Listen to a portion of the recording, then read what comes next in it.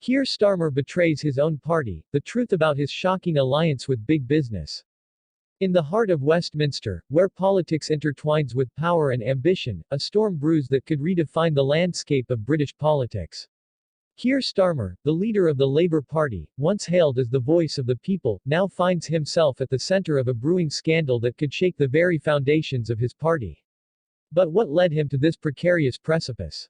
It all began with a seemingly innocuous lunch meeting at a posh restaurant in London's Mayfair. Unbeknownst to many, Starmer was seated across the table from some of the most influential figures in the corporate world, executives whose interests often clashed with the very ideals the Labour Party champions. As the clinking of fine china echoed, discussions veered from policy to profit, raising eyebrows among Starmer's closest allies. What was discussed behind those closed doors? Were promises made that could reshape Labour's future? The whispers of betrayal started circulating when sources revealed that Starmer had agreed to support controversial business initiatives that directly contradicted party ideals. This revelation sent shockwaves through Labour's ranks, igniting passionate debates among party members. As news of Starmer's secretive negotiations leaked, social media exploded. Activists took to Twitter, declaring, "Is Starmer selling out for corporate cash?" The party faithful, once united behind their leader, began to fracture.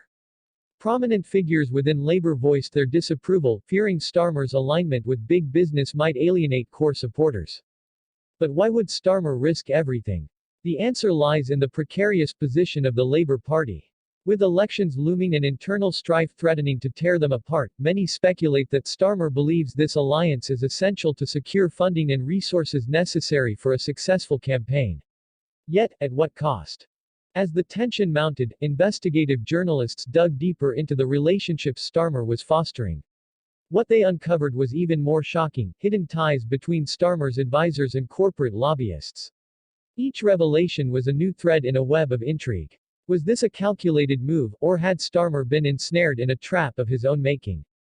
A leaked email hinted at a secret pact, suggesting that if Starmer played ball, he would receive not just financial backing but also strategic support in the form of media coverage and public endorsements. But the price? The potential erosion of Labour's progressive values. Behind the political machinations, the emotional toll on Starmer became palpable. Friends and allies questioned his judgment, while critics labeled him a traitor. In an emotional interview, a close confidant revealed, "Keir is torn. He wants to win, but at what cost? He's haunted by the memories of what the party used to stand for." As the internal conflict intensified, Starmer was seen wrestling with his decisions, often retreating to the quiet of his office, contemplating a future that seemed increasingly uncertain.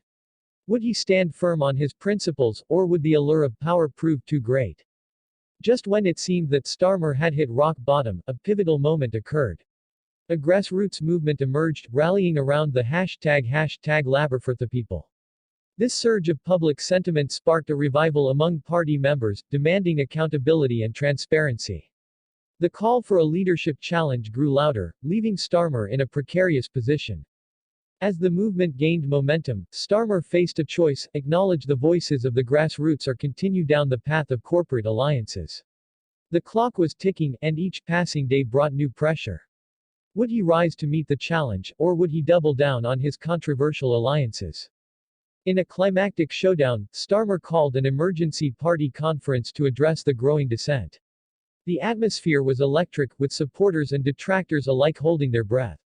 As he stepped to the podium, the room fell silent. Would he defend his actions, or would he acknowledge the mistakes that had led the party to this brink? With a deep breath, Starmer began to speak. "I understand your concerns. This alliance was not made lightly," but before he could finish, a chorus of boos erupted from the crowd. The tension was palpable. Would he pivot to a promise of reform, or would he risk losing the very essence of what Labour stood for? As the camera panned to the crowd, faces filled with uncertainty and hope, it became clear that the future of the Labour Party, and Starmer himself, hung in the balance. The aftermath of that fateful conference will undoubtedly leave its mark on British politics. What choices will Starmer make moving forward? Can he mend the rift within his party, or has he forever altered the course of Labour's legacy? The stage is set for a dramatic political showdown, and as viewers, we can only wait with bated breath for the next chapter in this unfolding saga.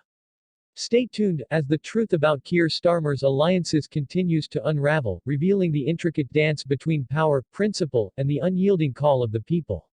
What will happen next in this high-stakes political game?